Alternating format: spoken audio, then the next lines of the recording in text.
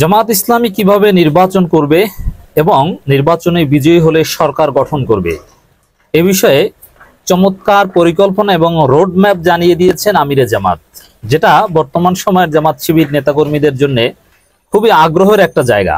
আপনাদের জন্য অতি জরুরি কিছু খবর আমি দিতে চাই, যেটা আপনারা আমাদেরকে নানান সময় জিজ্ঞেস করেন, কিন্তু আমিরে জামাতই বলেছে। তবে আমিরে জামাতের বক্তব্যটা আমি বিশ্লেষণ করতে চাই, কতটুকু যৌক্তিক হবে, তার ফলাফল কি হবে, ইত্যাদি ইত্যাদি।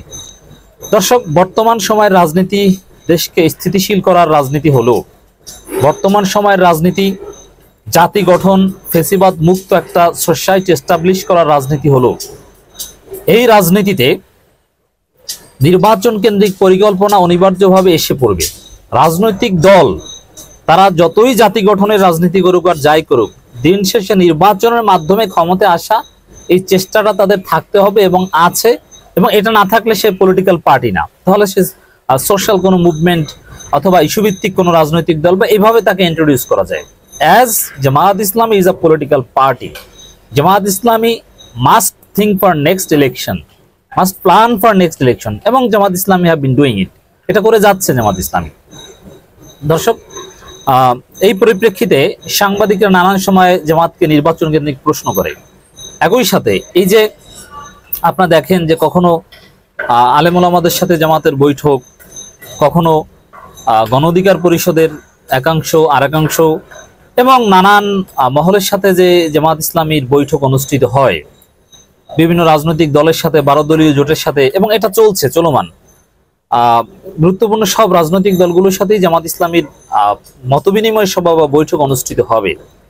এই বৈঠকগুলোর নানান এজেন্ডা বা নানান অবজেক্টিভস এর মধ্যে একটা হচ্ছে ভবিষ্যতে বৃহত্তর কোনো বিরোধী দলীয় জোট গঠন করা যায় কিনা, এক্সক্লুডিং বিএনপি।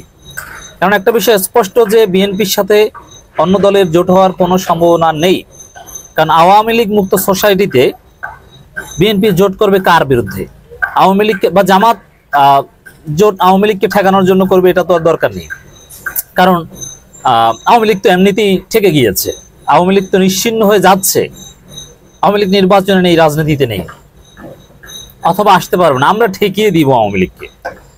তো এই বাস্তবতায় দর্শক, জামাত ইসলামী কিভাবে নির্বাচন করবে? জামাত ইসলামী যেটা বলছে, আমিরে জামাত যেটা বলছেন, সাংগঠনিক পরিকল্পনা এবং সিদ্ধান্তের এবং দীর্ঘমেয়াদী পরিকল্পনা আলোকেই বলছেন, জামাত ইসলামী জোটগতভাবে নির্বাচন করবে। জামাতের বক্তব্যের সার কথা এটাই, জামাত এককভাবে নির্বাচন করবে না, জোটগতভাবে নির্বাচন করবে। এমনকি পারলেও, যদিও এটা সম্ভব না বর্তমানে, এককভাবে সরকারও গঠন করবে না। এর মানে জামাত ইসলামী নির্বাচনও করবে জোটগতভাবে, সরকার গঠন করবে কোয়ালিশন সরকার বা সর্বদলীয় সরকার। জামাত এককভাবে, যেমন মুসলিম ব্রাদারহুড যে ভুল করেছিল, যদিও তারা এককভাবে করেনি, তারপরও আরো সম্প্রসারিত সরকার গঠন করা উচিত ছিল।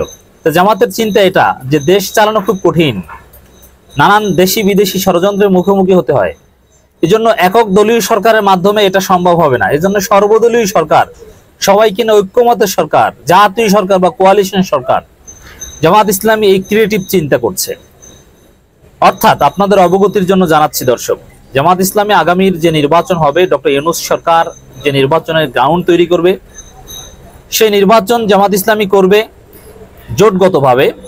এবং জোটে কারা থাকতে পারে আমি ব্যাখ্যা হিসেবে বলছি, 12 দলীয় জোট, গণ অধিকার পরিষদ, এমনকি চরমনাই সহ ধর্মভিত্তিক আরো অনেক দল, তারা জামাত ইসলামের নেতৃত্বাধীন জোটে থাকতে পারে, সমূহ সম্ভাবনা রয়েছে। এর মানে বিএনপি বাদে অন্য গুরুত্বপূর্ণ সমস্ত রাজনৈতিক দল জামাত ইসলামীর নেতৃত্বে ঐক্যবদ্ধ হতে পারে এবং তাদের সবাইকে নিয়ে একটা জোট হতে পারে, এবং সেই জোট বিএনপির চাইতে বড় হয়ে যেতে পারে। বিএনপি এককভাবে যতটুকু, তার চাইতে বড় হয়ে যেতে পারে। আর বড় হলে জামাত ইসলামের নেতৃত্বে সেই জোট, বৃহত্তর জোট, ক্ষমতা আসার সম্ভাবনা থাকবে। আর সংখ্যাগরিষ্ঠ সিট যদি পায় সরকার গঠন করার মতো, তাহলে জামাত ইসলামী জামাতের সাথে যারা জোটে থাকবে তাদেরকে তো সরকারে নিবেই। একই সাথে যারা জামাতের বিরুদ্ধে নির্বাচন করেছে, যেমন বিএনপি তো জামাতের বিরুদ্ধে নির্বাচন করবে, তাদেরকে নিয়েও সরকার গঠন করা হবে।